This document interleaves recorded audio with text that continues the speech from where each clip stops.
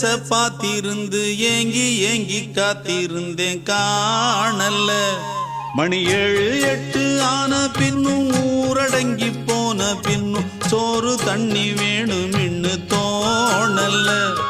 என் தெம்மாங்கு பாட்டை கேட்டு தென்காத்து ஓடி வந்து தூதாக போக வேணும் அக்கறையில்.